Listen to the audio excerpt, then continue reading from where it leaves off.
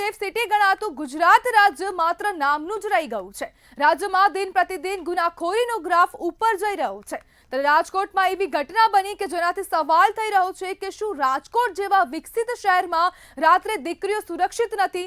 રાજકોટના તાલુકા વિસ્તારમાં એક 20 વર્ષની યુવતી સાથે રાત્રે શારીરિક છેડતી અને હુમલાની ઘટના બનતા આખું શહેર હચમચી ઉઠ્યું છે।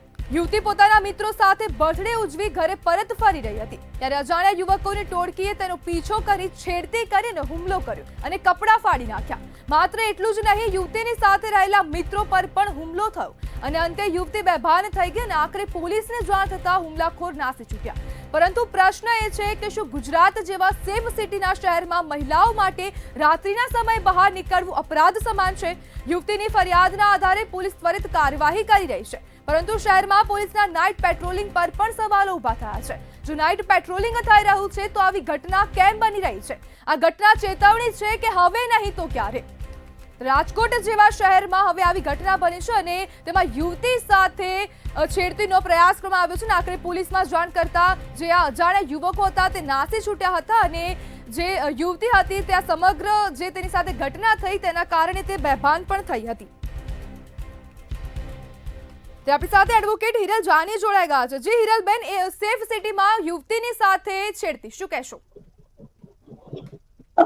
સૌપ્રથમ તો દીકરીઓ માટે કહેવા માંગીશ કે પશ્ચિમી કલ્ચર જો અપનાવશો, બર્થડે પાર્ટી 100% મનાવાય, આપણા પરિવાર સાથે જવાય। આજે જે કંઈ પણ બન્યું છે તેમાં હું ક્યાંક ને ક્યાંક પશ્ચિમી કલ્ચરને પણ અવગણીશ, કારણ કે આપણામાં જન્મદિવસની પાર્ટીઓ મને નથી લાગતું કે આવી રાત્રે, મોડી રાત્રે આવી રીતે આપણી દીકરી ક્યાંય જાય, ભલે એ છોકરાઓ જે કોઈ પણ હતા। આજે આ તો ઠીક છે કે અનિચ્છનીય કોઈ એવી ઘટના ન ઘટી કે દીકરીને કાલ સવારે ક્યાંય મોઢું દેખાડવા જેવું ના રહે, ભગવાનના એને આશીર્વાદ કહેવાય।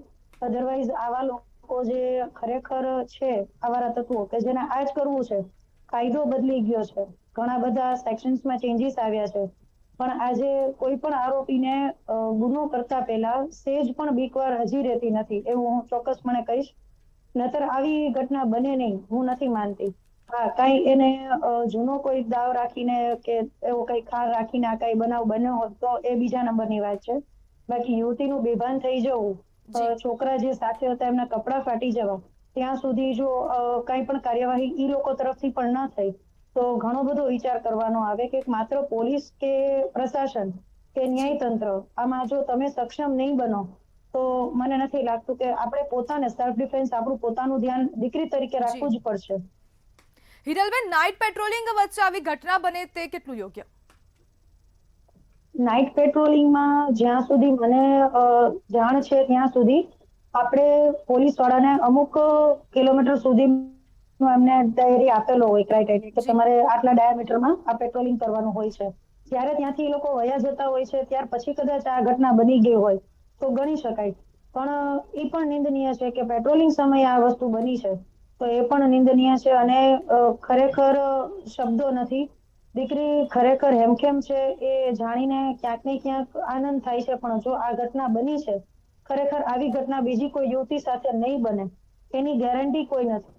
અત્યારે સમાજના આવારા તત્વો, લુખા તત્વો જેને છેડતી કરવી છે, રેપ કરવા છે, જેને ડ્રિંક કરીને ગાડીઓ ચલાવવી છે, હાલતા બધાના એક્સિડન્ટ થઈ જાય છે, તમે હમણાં જોવો છો છાસવારે ઘણું બધું બની જાય છે જેના માટે આપણે કોઈને જવાબદાર નથી ઠેરાવી શકતા।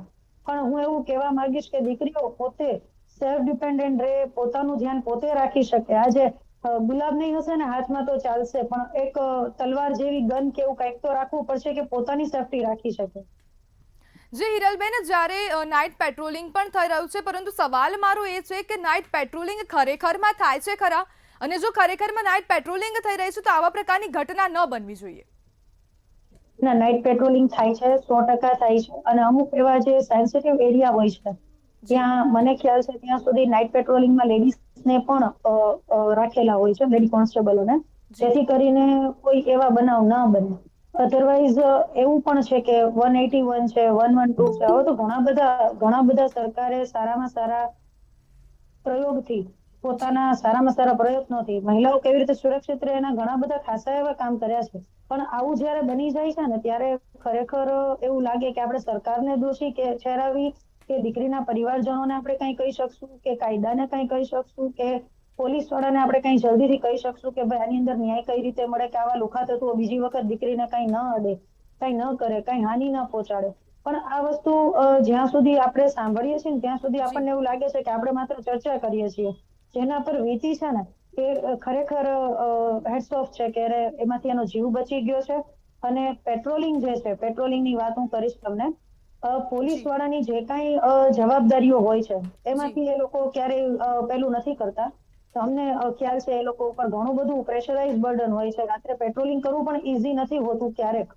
જી પણ જે કાંઈ બનાવ બન્યો છે એ નિંદનીય છે અને પેટ્રોલિંગ સમયે આ બન્યું છે. અને જો એ લોકોને જાણમાં હોય અને અજાણતા થઈ ગયું છે તો પણ નિંદનીય છે. જી હિરલબેન, જોડાવા બદલ આપનો આભાર. ત્યારે યુવતીની સાથે રહેલા મિત્રો સાથે પણ ઝપાઝપી થઈ હતી અને રાત્રે યુવતી તેના ફ્રેન્ડની બર્થડે પાર્ટી મનાવીને ઘરે પરત ફરી રહી હતી અને તે સમયે આ સમગ્ર ઘટના બની છે.